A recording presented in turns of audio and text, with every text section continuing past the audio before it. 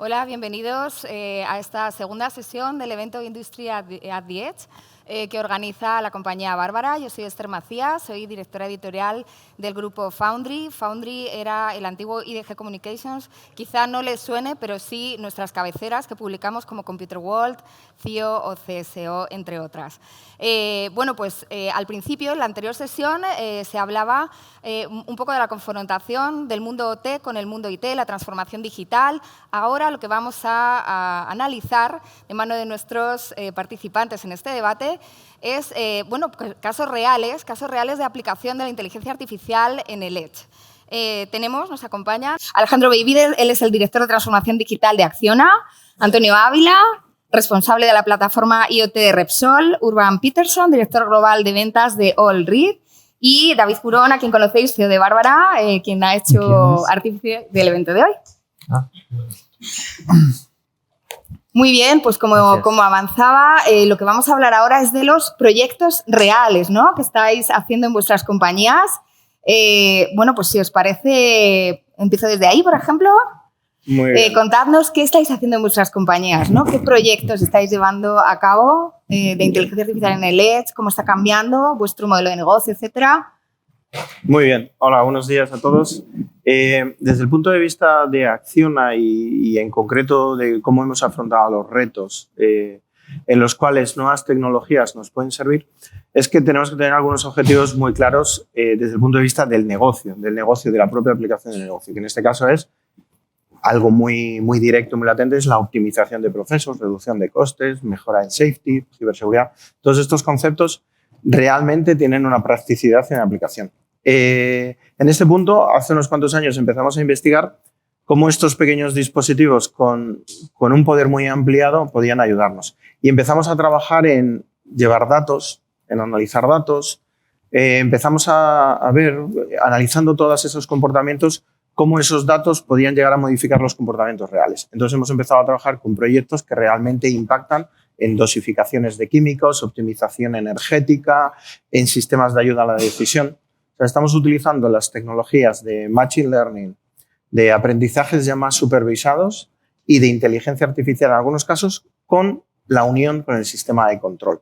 ¿Para qué? Para gestionar los mejores set points, gestionar las mejores decisiones y para unos planteamientos nuevos que estamos extrapolando, que es las estrategias de operación.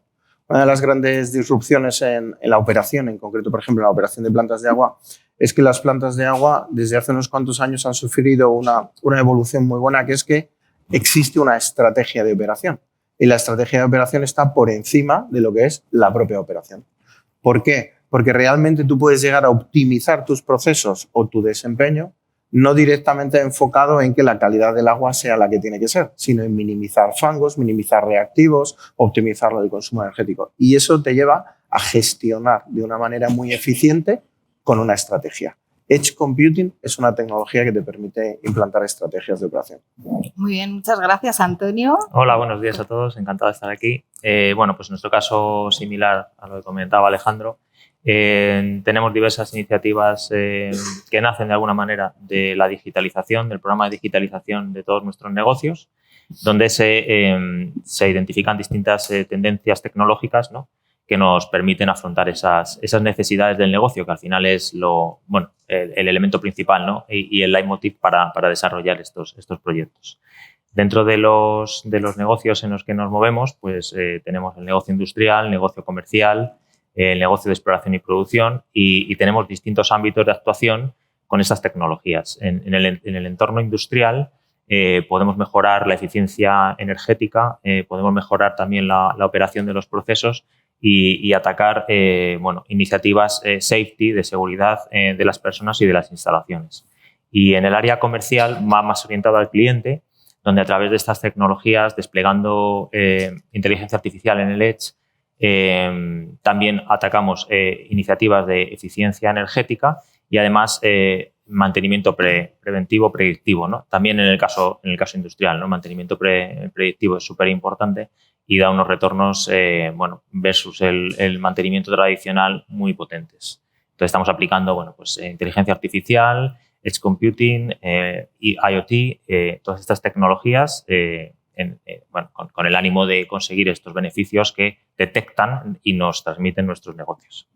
Muy bien. Urban, cuéntanos. Sí, tu caso. mi introducción va a ser un poco más largo, me temo, pero es para que entendáis un poco que es un proyecto muy concreto.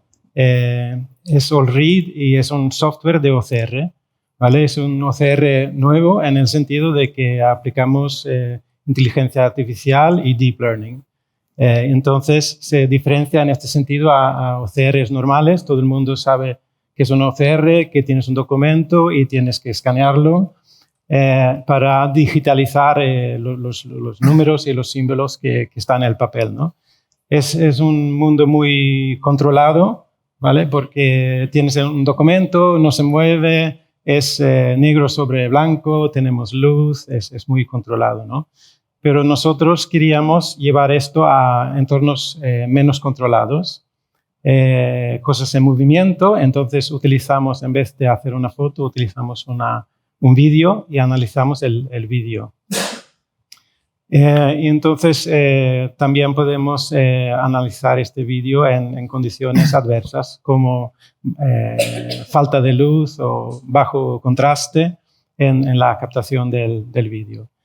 Y hasta aquí todo bien. Una solución súper guay, súper potente, pero ¿dónde lo aplicamos? En el negocio, ¿no? Entonces, ahí es donde encontramos en el mundo de logística, ¿vale? Aquí sabemos que en puertos, todo lo que consumimos, 90% pasa por un puerto, ¿vale? Entonces, es un mundo que mueve mucho mercancía y mucho dinero. Entonces, aquí podemos aportar valor con nuestra tecnología. Y aquí el reto es que solo 3% de las operaciones en los puertos y terminales están digitalizados y automatizados, ¿vale? Entonces, tenemos un mundo que mueve mucho dinero y, por el otro lado, poco digitalizado, automatizado. Entonces, empezamos a desarrollar este modelo de leer contenedores que entran y salen en el puerto y utilizando vídeo, en este caso, y digitalizar estos símbolos que están puestos en el contenedor, ¿vale? Entonces, el reto aquí, tanto económico como tecnológico, es que como utilizamos vídeo, necesitamos más potencia de procesamiento y además un puerto puede tener 30 puntos de entradas y salidas. Entonces tenemos una distribución de puntos de interés y tenemos un servidor central que tiene que procesar esto de alta capacidad porque analizamos vídeos. Entonces ahí podéis ver el reto de tener esos puntos distribuidos y tener un súper potente servidor central. Y ahí es donde llegamos a Edge, ¿no? Es decir, si podemos procesar el vídeo, en vez de llevar el vídeo hasta el servidor central, podemos procesar una parte del procesamiento en el Edge, en el punto de entrada y salida. Hemos ganado mucho, ¿no? Entonces, en este sentido, estamos trabajando en un proyecto en Bilbao, en otro en Alemania, para probar esta nueva distribución, digamos, de la capacidad.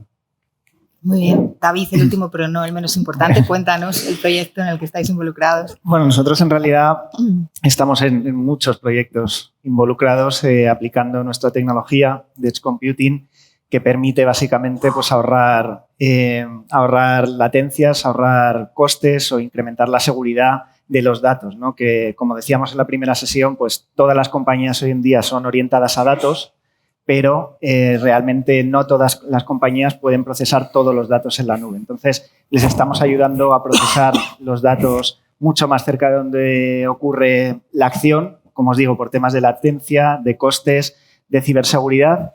Y lo hacemos pues, en los sectores del agua, en los sectores de la logística, infraestructuras, fabricantes de máquina herramienta. Pero yo sí quería centrar este primer caso en contaros muy brevemente dónde estamos trabajando en un mundo que es increíblemente en transformación ahora mismo, que es el mundo de la energía.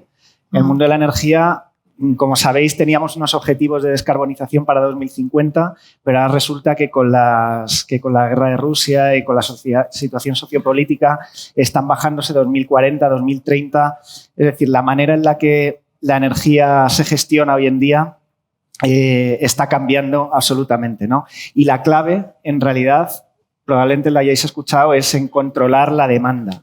Es decir, antes controlábamos la producción, pero ahora como la producción de las energías renovables pues es mucho más variable, pues ahora lo que hay que controlar es la demanda, ¿no? Cada vez hay más coche eléctrico, cada vez hay más bombas de calor, cada vez se consume más energía, más electricidad y hay que controlar la demanda. Y eso lo estamos haciendo desde el Edge, instalando dispositivos en la red de consumo, en la red de baja tensión, que son capaces pues con inteligencia artificial, machine learning, pues controlar pues, cómo cargan los cargadores eléctricos, cómo almacenan las baterías, cuándo se vierte a la red, cuándo no. Y esto al final es clave, porque si no, no tendremos una red eléctrica capaz de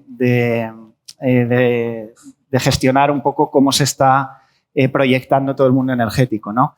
Y dentro de ese control hay otro punto muy importante, que además la tercera sesión se hablará de esto, que es la compartición de datos. O sea, las distribuidoras, los transportistas como red eléctrica, las comercializadoras, los agregadores tienen que compartir datos eléctricos y es totalmente inviable que eso se haga desde una plataforma centralizada, ¿no? Porque ¿quién gobernaría esa plataforma? Entonces, estos dispositivos de Edge que estamos instalando no solo ayudan a automatizar, sino que ayudan a esa compartición global de datos, ¿no? En crear lo que están llamando un Internet de la energía y lo hacemos además con protocolos y mecanismos que permiten compartir datos de manera segura, anónima, con contratos entre diferentes actores y temas que además en la tercera sesión se van a tratar.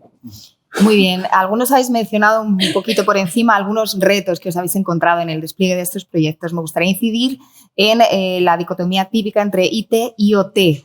¿Hasta qué punto os habéis enfrentado a ese desafío? Y si es un desafío cultural o más bien de tipo técnico o quién se lanza. Venga, pues, venga, vamos a seguir por ahí. A ver, es un desafío y es un desafío primeramente cultural. Pero es cultural no por aprendizaje, o sea, no porque realmente si tú evolucionas del OT al IT, aprendes hacia ir allí y si eres del IT al OT, aprendes a ir hacia el otro lado. O sea, no es un desafío cultural de aprendizaje, es un desafío cultural de objetivos. O sea, en el mundo industrial las cosas funcionan y las cosas no se pueden parar porque tu negocio es extraer petróleo, es refinar petróleo o es dar agua. No es poner Windows. ¿Vale? Ni poner un ordenador, no, esos son habilitantes, tecnología. Pero si una bomba o un motor funciona y ha funcionado durante 40 años dándole un botón, o sea, tú no puedes poner en riesgo la producción o lo que realizan tus activos por la tecnología. Es totalmente al revés. Entonces, hay esa dicotomía entre cuál es el objetivo de poner tecnología porque es mi trabajo o poner tecnología por un fin. En este caso, nosotros lo abordamos siempre con que, desde los puntos de vista de transformación digital, tú trabajas para las personas, tú trabajas para los modelos de negocio y tú trabajas para las operaciones. Y la tecnología y toda la formación o todo lo que hay alrededor, los ecosistemas de desarrollo, emprendimiento, colaboración, negocio, corporación y dinero, son habilitadores. ¿Para qué? Para gestionar eso. Entonces, en el momento en que tú enfrentas dos posturas distintas, pues bueno, pues tienes que llegar a un entendimiento, porque esto no puede ser una pelea sin fin. Tiene que prevalecer una por encima de la otra. Nunca hay empate. No hay balance. No. Entre IT y OT jamás hay un empate. Hay uno que gana. ¿Y cuál suele ganar? No, gana depende. Depende del... Sí, estaba escuchando una conversación, una de las charlas de antes que lo comentaban también. Y realmente lo explicaban muy bien. Decían, en cada organización hay uno que tiene más peso. Y ese que tiene peso es el que va a ganar. Lo que tú tienes que ver es que el otro no pierda. ¿Por qué? Porque seguramente sin los dos esto no funcione.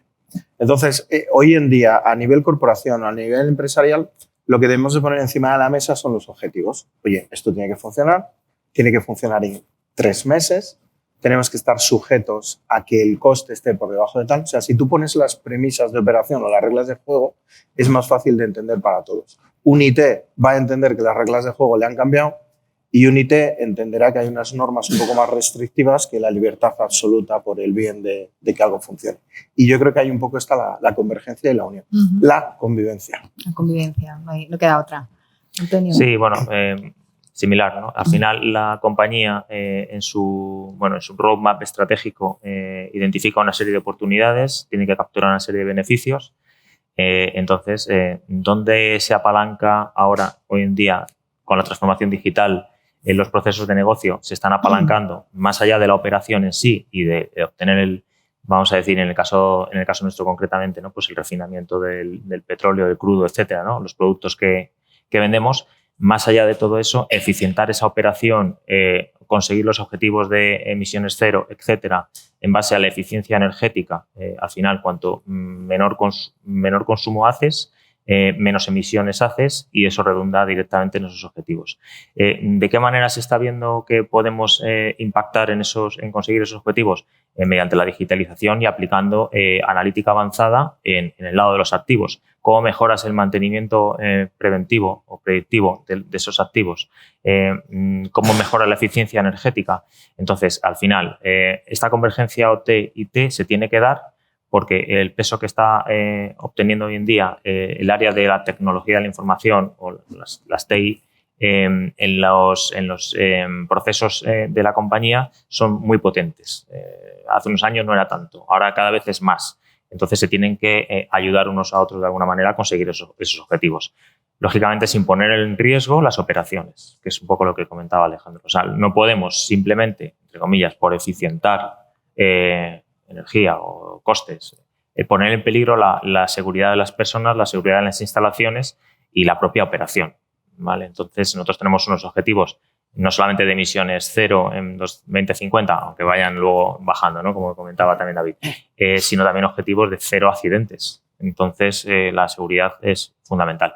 No podemos poner en riesgo, por incorporar nuevas tecnologías, esa seguridad, ¿no? Entonces, lo que estamos viendo es que en qué proyectos o en qué iniciativas podemos aplicar esta tecnología, este IoT u otras, analítica avanzada en el lado de los activos, no impactando, como digo, en esa criticidad. ¿Y de qué manera lo estamos haciendo?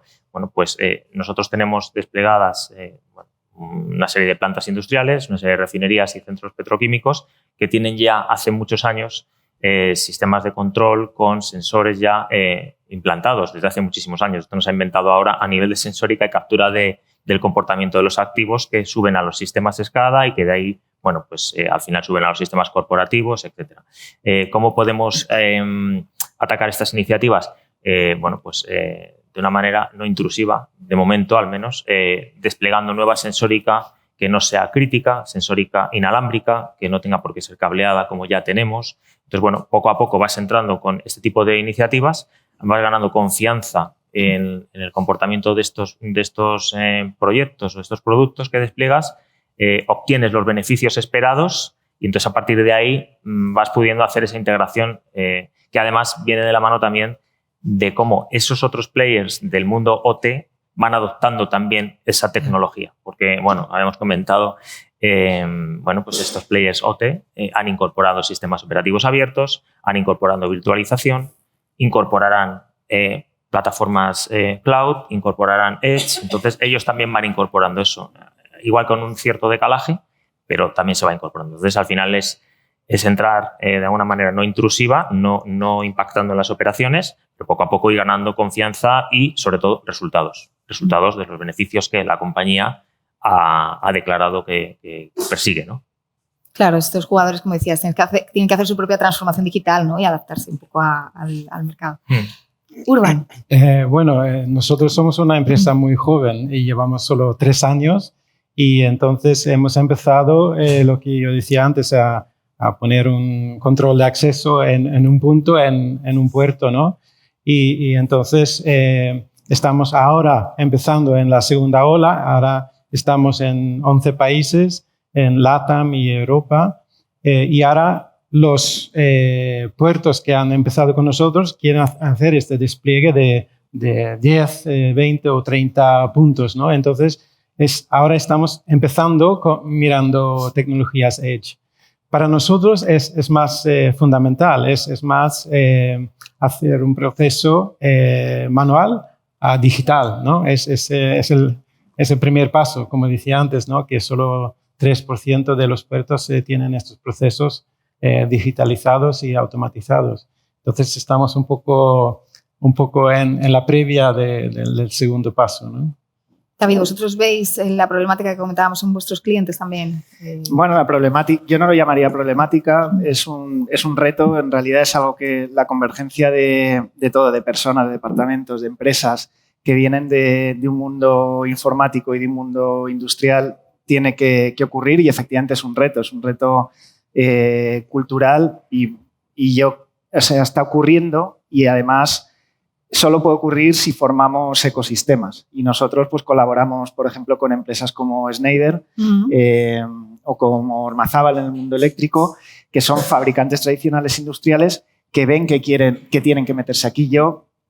Y esto es una opinión muy personal y bueno, nadie tiene una bola de cristal, ¿no? Pero yo creo que es más sencillo que la convergencia venga del mundo industrial hacia el mundo IT que al revés, ¿no? Porque al final el mundo industrial, como comentaban, pues tiene muchas más restricciones y es esa gente la que tiene realmente que liderar un poco el cambio y no desde el mundo IT. Yo creo que el mundo IT al final tiene que adaptarse más que el mundo T, porque al final, como comentaba Alejandro, pues lo fundamental aquí es la continuidad de las operaciones. Eso es fundamental y no se puede cuestionar.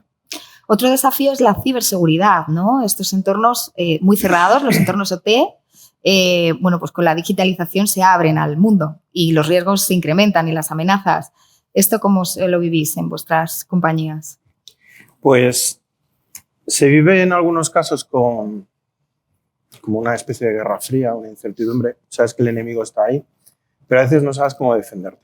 En el mundo industrial tienes, por decirlo de alguna manera, varias etapas que condicionan cuál es la ciberseguridad que tienes y cuál es la ciberseguridad que quieres. Y una es que cuando diseñas una planta, tú tienes que cumplir un contrato, tienes que cumplir un pliego de condiciones.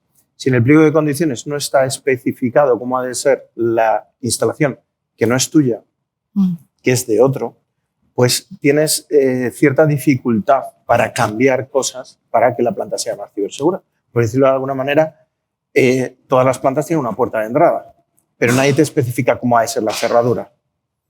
Si alguien viene y le da una patada, entra. Bueno, pues en temas de ciberseguridad pasa un poquito lo mismo. Cuando hay requerimientos especiales de ciberseguridad, donde empiezan a tener normas, empieza a haber protocolos, empieza a haber arquitectura y segmentación, a ti te facilita como desarrollador, como proveedor de la solución completa, el que el proyecto sea un poco más ciberseguro desde el principio. Si tú eres un explotador y heredas una instalación, igual la puerta de entrada tiene un cartel que dice entre por aquí cuando quiera, pero no es tuya la instalación. Entonces tú la tienes que proteger. ¿Cómo? Pues a veces de una manera activa y otras veces de una manera pasiva. ¿Pasiva en qué? En que tú a veces, en muchos casos, no puedes modificar la instalación del cliente o le puedes proponer mejoras. En otros casos dices, oye, me digan lo que me digan, yo me voy a hacer seguro. Pero nosotros tenemos ahí, utilizamos un símil entre el castillo y los campos, ¿no? En los campos, en las aldeas, se produce el grano, se produce lo que da de comer al castillo. Pero lo que tiene unos muros infernales es el castillo. O sea, el castillo tiene foso, tiene soldados, arqueros y tiene unos muros así grandes. Pero las aldeas no.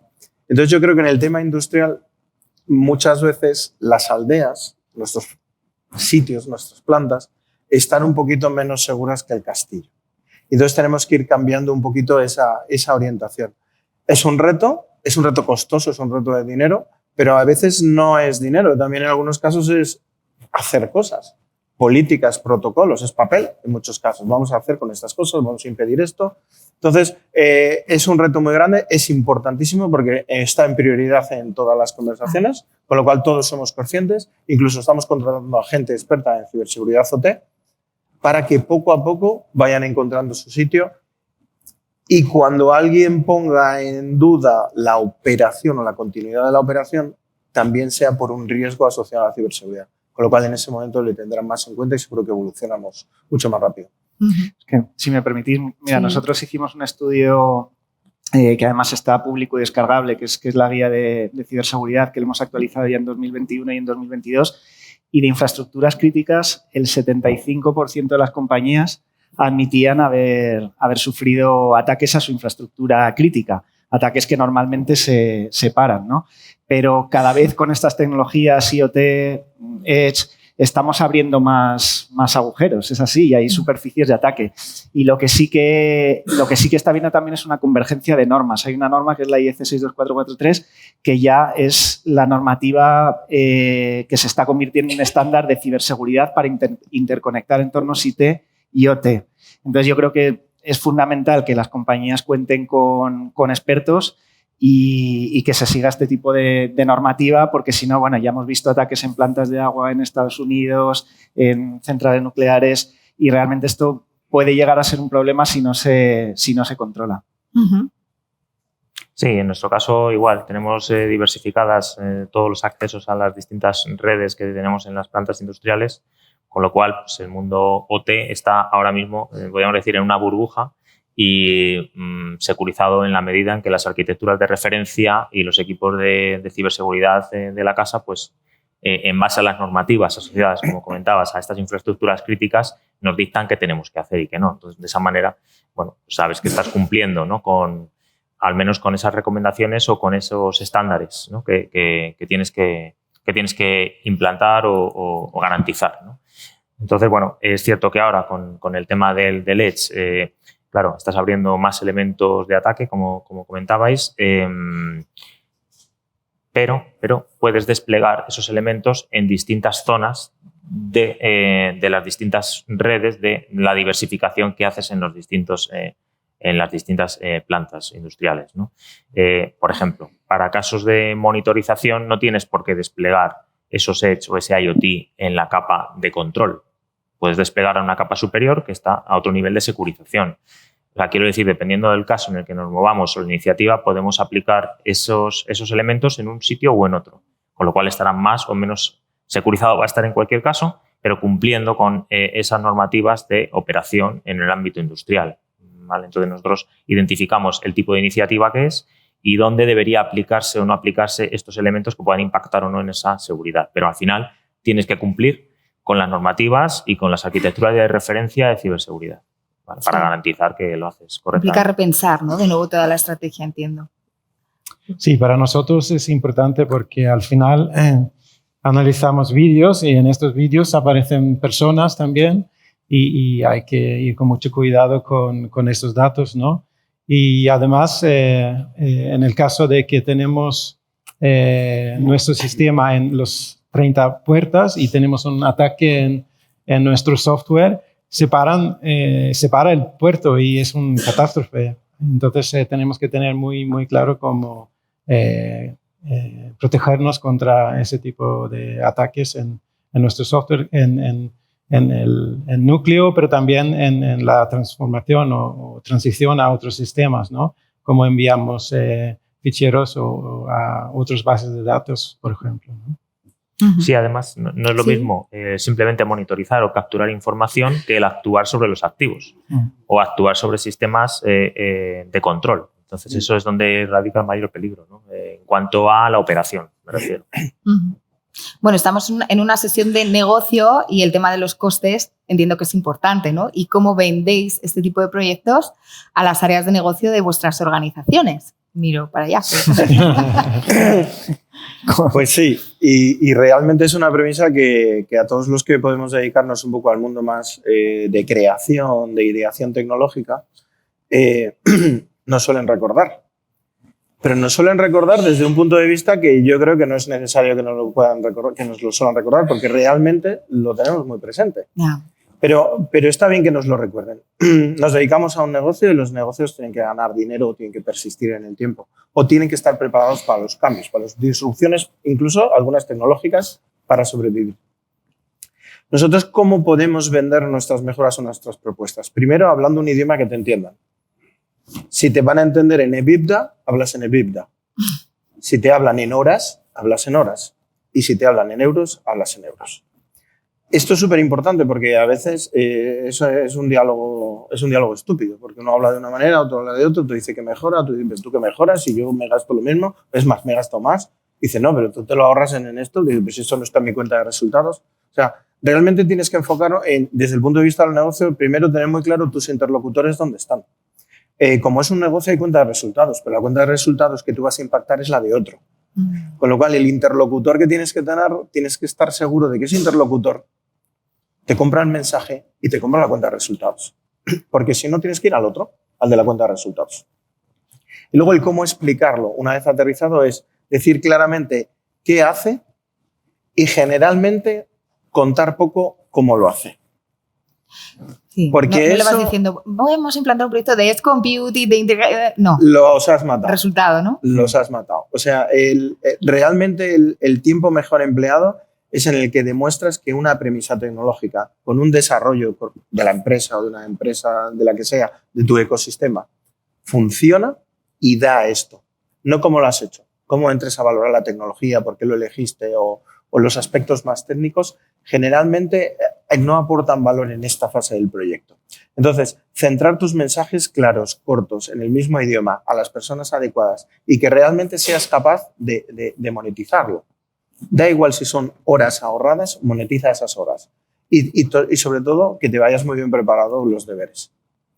Esto es un poco de cara también a muchas veces cuando vives en un ecosistema de empresas y hablas con gente, no, pero esto seguro que ahorra. Ya, ¿pero qué ahorra? No, ahorra de que seguro que tu planta está muy mal y esto te ahorra. Dice, pero tú qué sabes si tu planta está mal. O sea, hay que ser muy cautos, sobre todo porque entramos en un mundo en el que le estamos diciendo a una persona que lleva 25 años siendo responsable de producción que tú, como eres muy listo, vas a llegar y en un cuarto de hora se lo vas a mejorar. Oye, porque eres muy listo y has pasado por allí y le vas a hacer el favor de mejorar la planta. Hay que tener muchísimo cuidado porque trabajamos con personas. Te puedes enfrentar a un rechazo frontal absolutamente por el hecho de utilizar un diálogo, un mensaje, unas palabras equivocadas. Esto, en lo que estamos un poquito metidos todos los que estamos aquí, es solo de un vector y es de allí hacia aquí. Les tienes que atraer. No va a funcionar nunca por imposición porque el 80% del éxito está en sus manos, está en las manos del operador de turno, está en las manos del jefe de planta, está en sus manos. Entonces, tienes que atraerles a que una nueva visión de sus problemas o de cómo enunciar el problema, porque históricamente y esto es muy de transformación digital, históricamente te enfocas en cómo resolver el problema, pero no te enfocas en si el problema es otro, ¿vale? O sea, el análisis, lo que se llama el análisis de la raíz del problema. Tú percibes el problema por lo que te hace, no por lo que origina el problema. Y a veces intentas solucionar el efecto de lo que hace y no el origen del problema. Bueno, pues una de las cosas que intentamos ver desde esto es que a veces tenemos la solución en el análisis del problema. Y ahí es donde podemos ofrecer tecnología. Y tienes que hacer que ellos vengan contigo, que colaboren en ese proceso. Si haces esa parte, normalmente te ganas a las personas que son las que van a hacer que esa cuenta de resultados realmente mejore. Os tienes que hacer evangelizadores de todo esto, ¿no? De todo. Evangelizadores, seres ejemplarizantes, inversores, en muchos casos invertimos, les ayudamos a pagar sus iniciativas, generamos envidia. Si quieres utilizar la tecnología, pues pónsela a otro, que seguro que poniéndosela a otro vas a conseguir que tu impacto se haga en 3 o 4. Pero porque somos seres humanos y actuamos con reacciones humanas. Entonces, también es muy importante desde el punto de vista de implantar nuevas tecnologías, gestión del cambio, sacar a las personas de su entorno, que utilices técnicas de personas.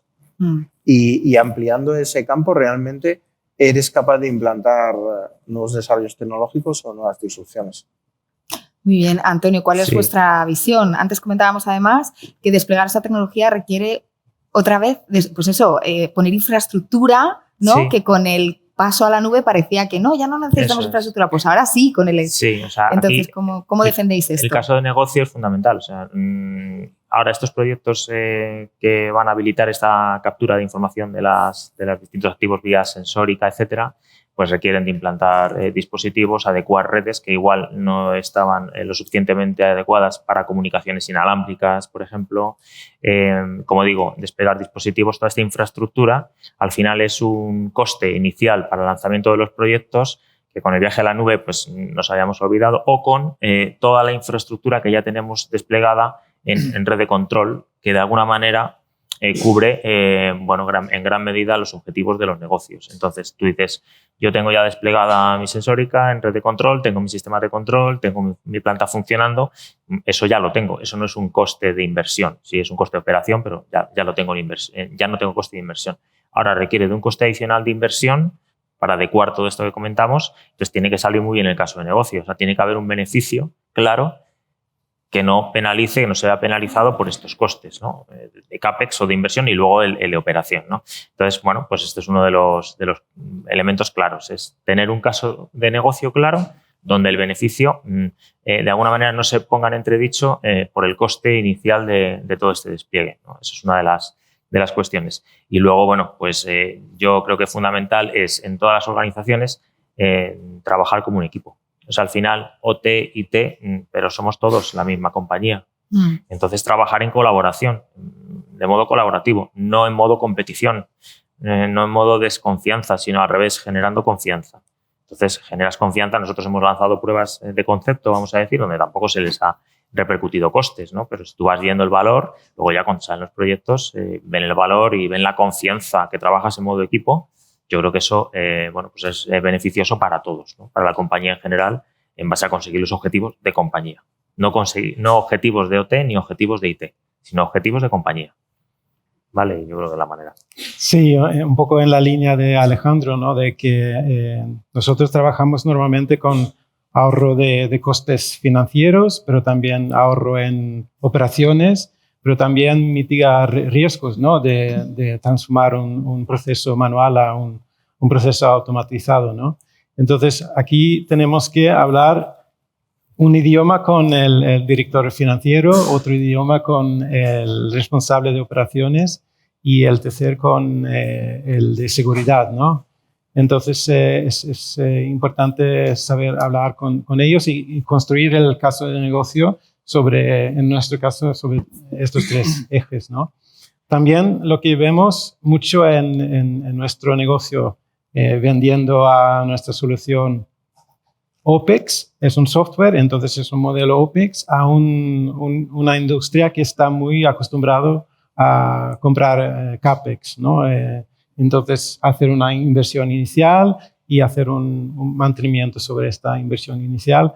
Y nosotros ofrecemos un OPEX, es una suscripción anual, y es un gran reto explicar esto a un director financiero que no está acostumbrado a comprar tecnología o soluciones de esta manera. Entonces, ahí encontramos grandes retos a nivel de caso de negocio.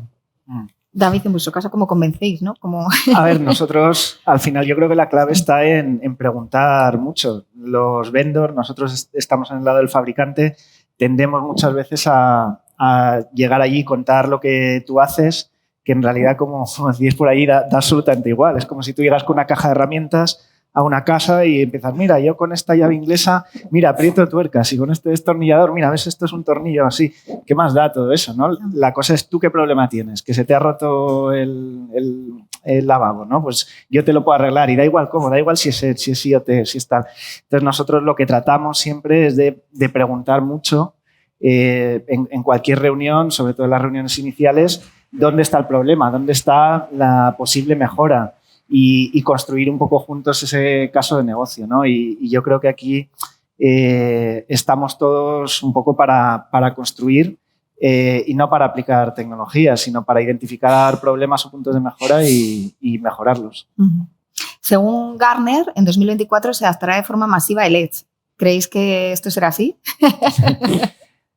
Yo personalmente sí, personalmente sí. Nosotros somos relativamente pioneros, llevamos desde 2016 y al principio no nos entendía nadie.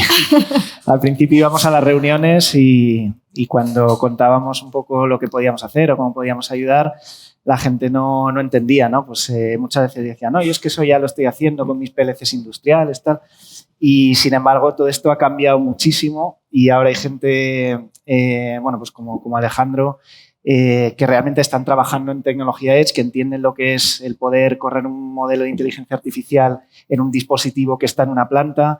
Y yo sí que veo esos signos de cambio y yo estoy convencido que lo que dice Gartner es cierto, que en 2024 esto será una adopción masiva, igual que llegó el cloud, que costó, pero llegó, y igual que han llegado otras tecnologías que al principio pues costaba ver y poco a poco van llegando.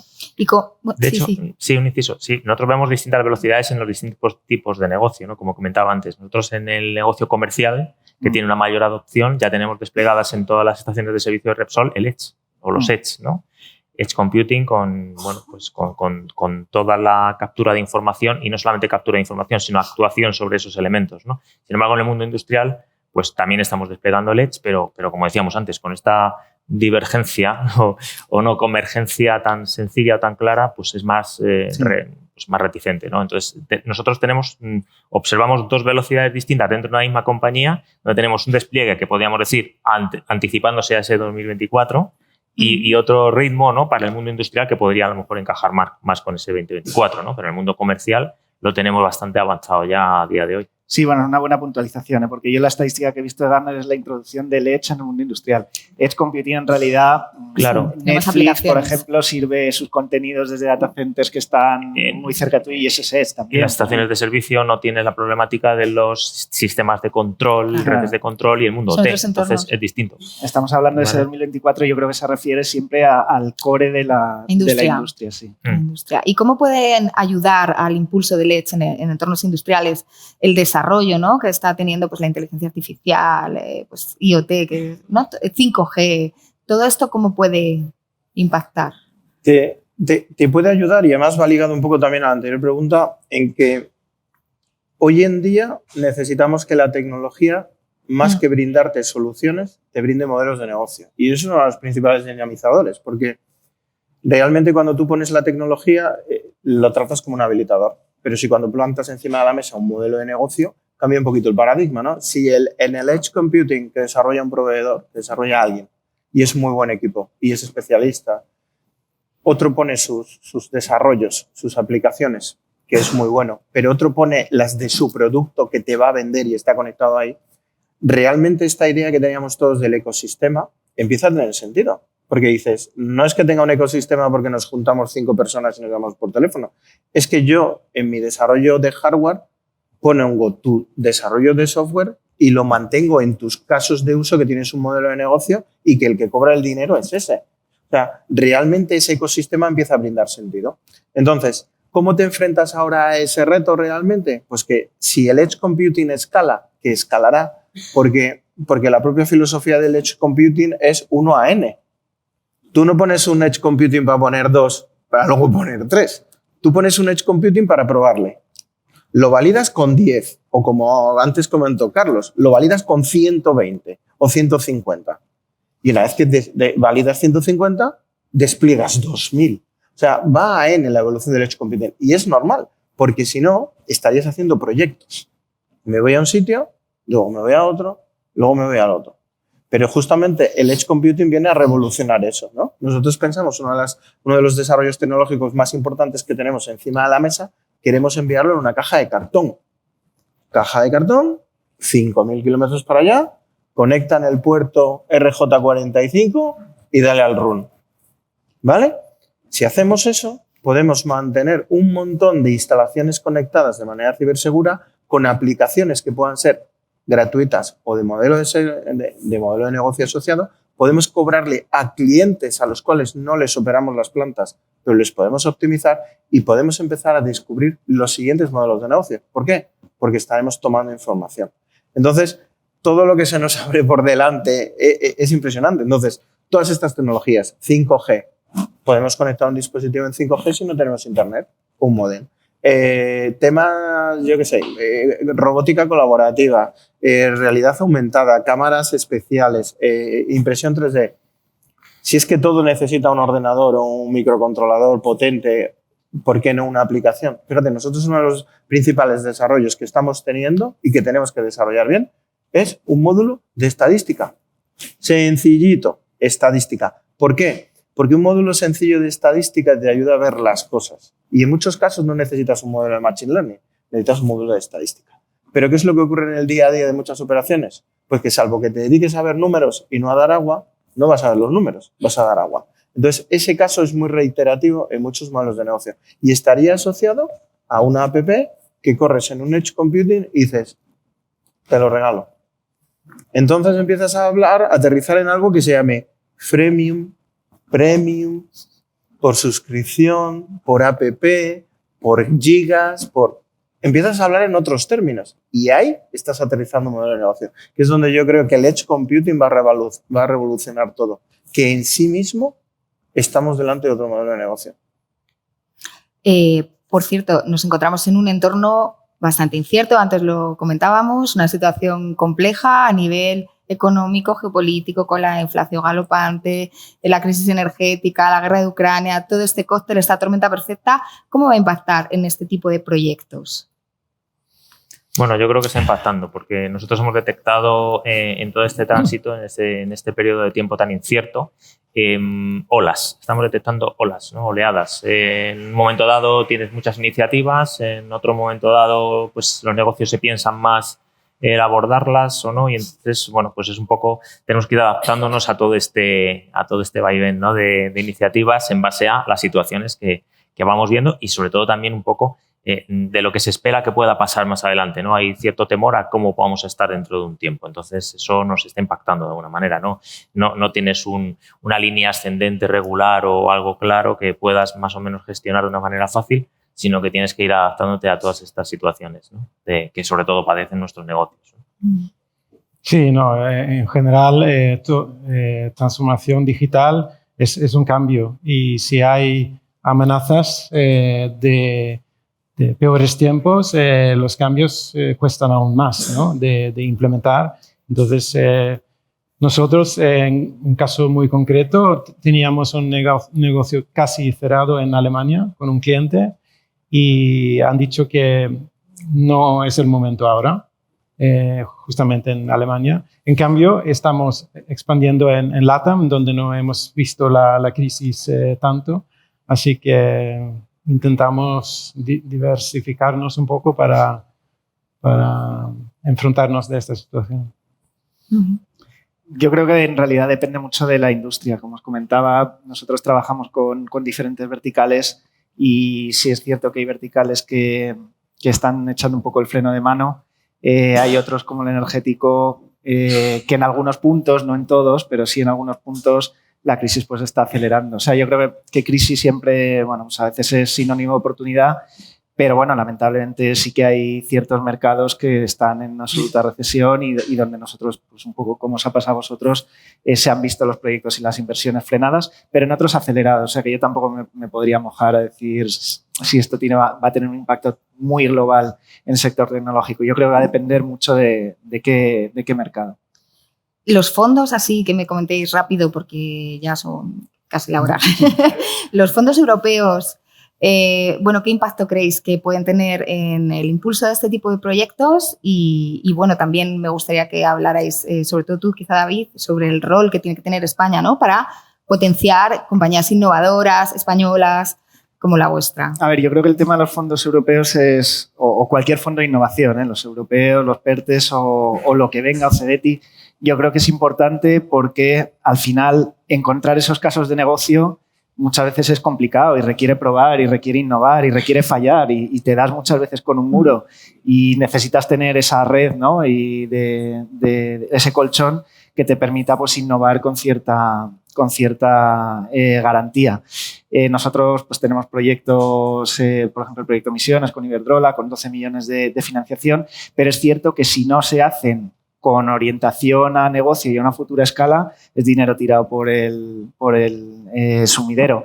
Y eso es importante. Y yo creo que, lamentablemente, en muchos casos, pues en España hay algunos proyectos que realmente el dinero no se usa bien. Entonces, yo creo que tiene que haber un control y una seriedad por parte de las empresas de dedicar ese dinero y realmente a nivel España creo que tenemos muy buena tecnología, creo que a nivel industrial, pues con empresas como las que tenemos aquí, deberíamos ser punteros en esto de la transformación digital y yo creo que ahí hay margen de mejora, sinceramente. Hay margen de mejora y hay margen de mejora en dedicar el dinero a lo que se tiene que dedicar, en tener unos objetivos muy claros de negocio e impulsar un poco la economía española en cualquiera de estos mercados que podemos hacerlo al nivel que lo hacen perfectamente otros países. Uh-huh.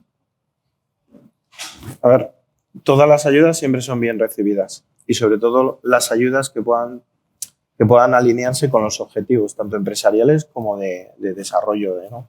Objetivos que vayan enfocados a la sostenibilidad, bueno, pues, pero que tengan palancas tecnológicas. Objetivos que puedan venir a cambiar el modelo energético de España. Perfecto, pero si esa tecnología aterriza y el modelo productivo pues lo admite. O sea, yo soy muy partidario de todo tipo de ayudas.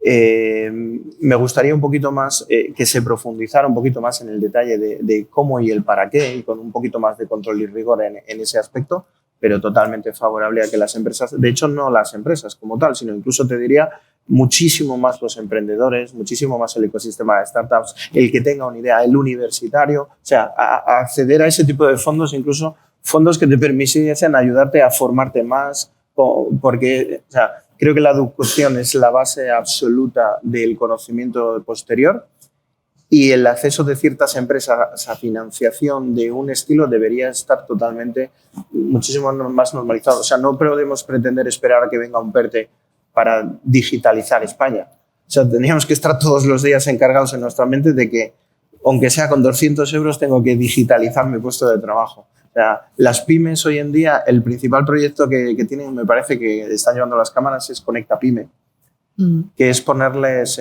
temas ofimáticos de Windows con un convenio que tienen pues, para potenciarles un poquito el entorno ofimático de Windows, de Office, el Teams. A mí me parece un desastre como país que tenga que venir el Estado a financiarnos el Teams, ¿vale? A nivel empresarial. Entonces creo que el reto es que lo apliquemos bien, que seamos todos muy sensatos con eso.